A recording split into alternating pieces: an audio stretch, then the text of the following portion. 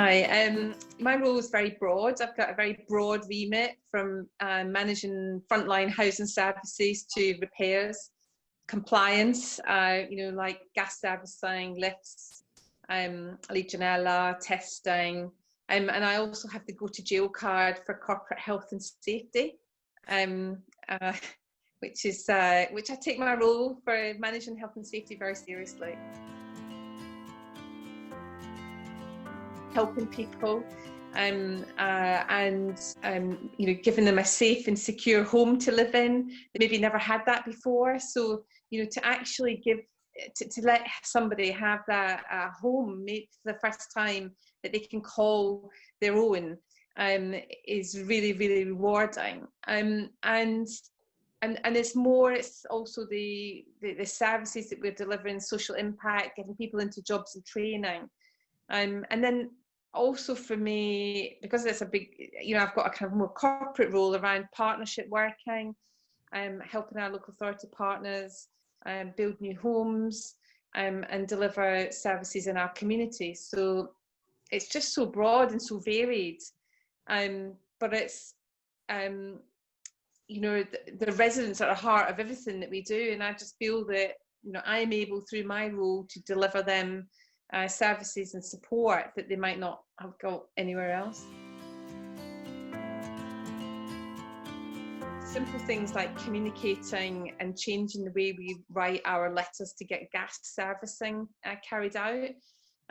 We are obviously looking at wake-in watches and cladding projects, big projects that we're communicating to residents and making sure that our letters and our communication and the meetings that we have with residents we're giving them the kind of information that they need to know what we are doing and when we're going to do it. So keeping them informed throughout those projects. Learning from that, there's learning from just simple things like the signage that we put on our communal areas and access points.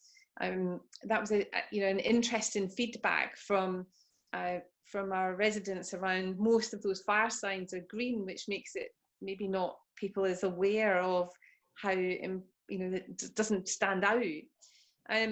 And then around communicating, stay put and evacuation procedures for our schemes and blocks of flats, making sure that people know what to do in the case of fire.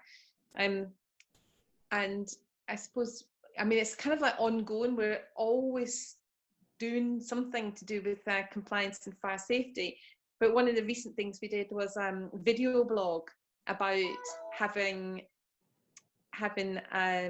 barbecues on balconies, and how you can do how you could have a picnic rather than a barbecue. So just using different communication methods to try and get the messages through, rather than maybe just the way we used to do it, posters or letters. So using those different communication channels to really help push messages.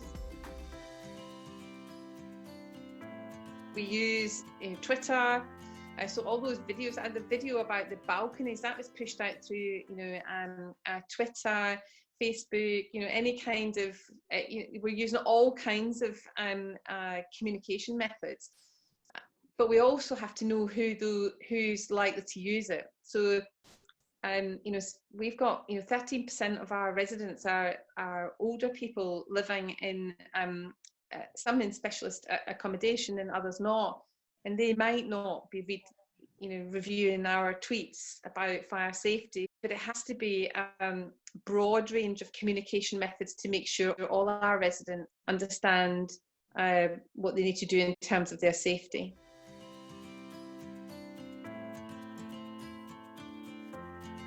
Two things really. One is the trusted voice. So we used London Fire Brigade's videos and communication that's available on their website, and we made sure that we got our residents to review it, and that they picked that up and learned from that more than they did from us directly. And the second thing that we really learned from that was the frequency at which we communicate.